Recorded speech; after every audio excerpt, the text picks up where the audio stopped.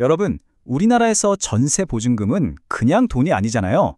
어떨 땐 정말 한 사람의 전 재산이나 마찬가지죠. 그런데요, 정말 사소해 보이는 단 3일간의 실수 때문에 이 소중한 보증금을 전액 날린 사건이 있다면 믿으시겠어요? 오늘 바로 그 사건 속으로 한번 깊숙이 들어가 보려고 합니다. 자, 한번 상상해 보세요. 계약 기간이 딱 끝났는데 집주인이 돈이 없다고 하는 거예요. 나는 당장 이사를 가야 하는데 보증금은 못 받고. 와, 정말 막막하죠. 아마 많은 분들이 한 번쯤 겪어봤거나 아니면 걱정해봤을 바로 그런 상황. 오늘 이야기는 바로 이 지점에서 시작됩니다. 지금부터 우리가 들여다볼 이 실제 사건이요, 바로 이 악몽 같은 상황에서 출발합니다. 분명 법적인 절차는 다 밟았거든요. 그런데 왜 결과는 우리 예상과 정말 완전히 달랐던 걸까요? 이 사건에 걸려있던 돈이 무려 9,500만 원입니다. 9,500만 원. 누군가에게는 진짜 새로운 시작을 위한 미천이고 또 누군가엔 정말 피땀 흘려 모은 전 재산에 쓰이는 돈이죠. 이 돈의 운명이 과연 어떻게 됐는지 한번 같이 따라가 보시죠. 이 법적 분쟁, 생각보다 꽤 복잡하게 얽혀 있습니다. 등장인물이 여럿이거든요. 일단 보증금을 지키려는 세입자와 보험사가 있고요. 돈을 못 돌려준 원래 집주인이 있죠.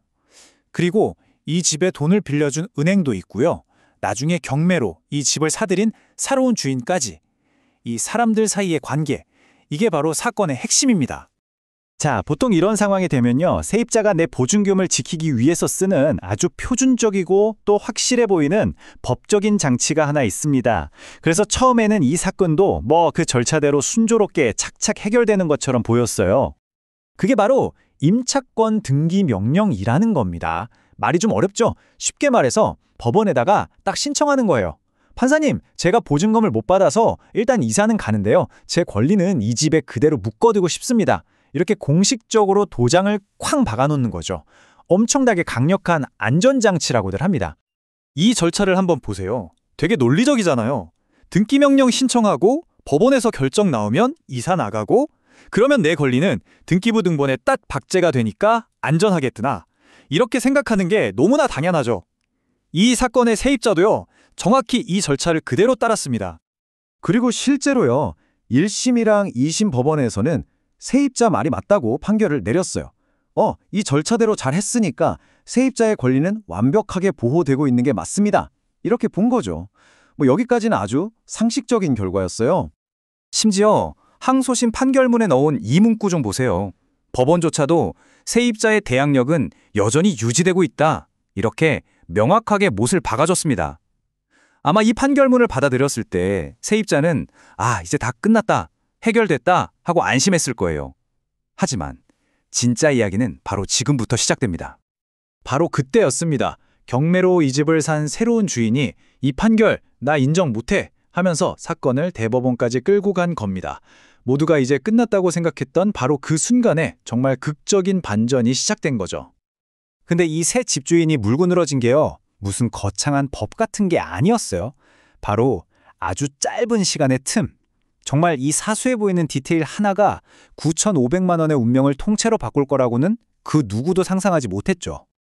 바로 이겁니다. 이 사건의 가장 핵심적인 질문. 세입자가 집을 비운 날이 4월 5일, 그리고 임차권 등기가 완료된 날이 4월 8일, 딱 3일이죠. 이 3일이라는 공백이 과연 이 모든 판을 뒤집어 버릴 수 있었을까요? 자, 지금부터가 이 이야기에서 가장 중요한 부분입니다. 대법원은 과연 이 3일이라는 시간을 어떻게 봤을까요? 그리고 왜 그게 그렇게나 치명적인 실수가 되어버렸는지 지금부터 아주 자세히 뜯어보겠습니다. 이 타임라인을 잘 봐주세요. 먼저 2018년 1월, 그러니까 세입자가 이사하기 한참 전에 이미 은행이 근저당권을 설정해뒀습니다. 그리고 시간이 흘러 2019년 4월 5일, 세입자가 이사를 나가죠. 그리고 사흘 뒤인 4월 8일에야 임차권 등기가 완료됩니다. 바로 이 순서가 모든 걸 결정해버렸습니다. 여기서 대항력이라는 개념을 확실히 짚고 넘어가야 합니다. 대항력이 뭐냐면 쉽게 말해서 집이 팔리던 말던 새로운 주인한테 이 보증금은 내 거니까 나한테 줘야 해요 라고 당당하게 주장할 수 있는 힘이에요. 근데 이 엄청난 힘은요, 두 개의 기둥이 동시에 굳건히 서 있어야만 유지가 돼요. 바로 실제로 거기 사는 것, 즉 점유와 전입신고라는 두 기둥이죠. 그런데 이 사건의 세입자는 이사를 나가면서 이 두 기둥 중에 점유라는 기둥을 자기 손으로 그냥 무너뜨려 버린 셈이 된 겁니다.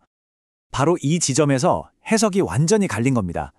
1, 2심 법원은 임차권 등기 명령을 신청한 시점부터 보호막이 쭉 이어진다고 본 거예요. 하지만 대법원의 판단은 아주 냉정했습니다.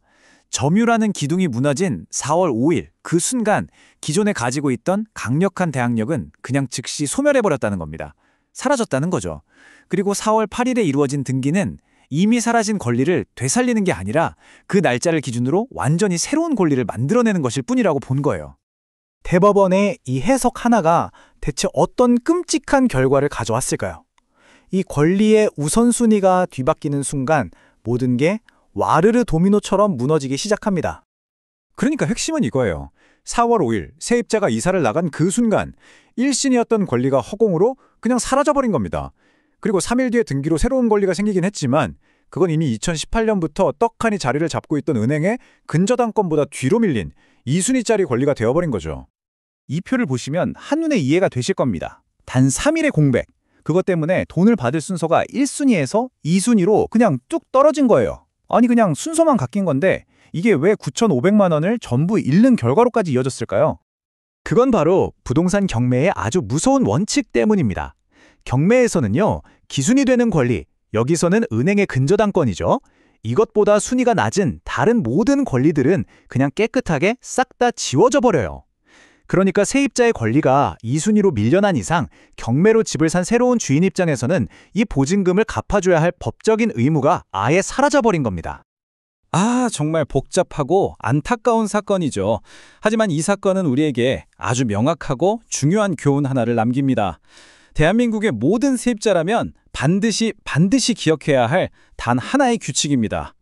결론은 이겁니다. 임차권 등기 명령, 물론 좋은 제도예요. 하지만 신청만 했다고 해서 모든 게 끝나는 게 절대 아니라는 겁니다. 법원의 결정이 나고 그 결정이 등기소에 가서 등기부 등본에 내 이름 석자가 딱 올라간 바로 그 순간부터 효력이 생기는 거예요. 그러니까 제발 이삿짐 빼기 전에 꼭 등기부 등본을 떼서 내 눈으로 직접 확인해야만 합니다. 이 사건 절대 남의 이야기가 아닙니다. 오늘 이 이야기를 들으신 여러분, 지금 살고 계신 그 집의 주소는 당연히 아시겠죠? 그런데 혹시 그 집의 공식 등기부 등본상에 내 권리가 지금 정확히 어떤 상태로 기록되어 있는지 혹시 알고 계신가요? 이 질문을 스스로에게 한번 던져보는 것, 그것만으로도 미래에 닥칠지 모를 위험을 막는 가장 중요한 첫걸음이 될 겁니다.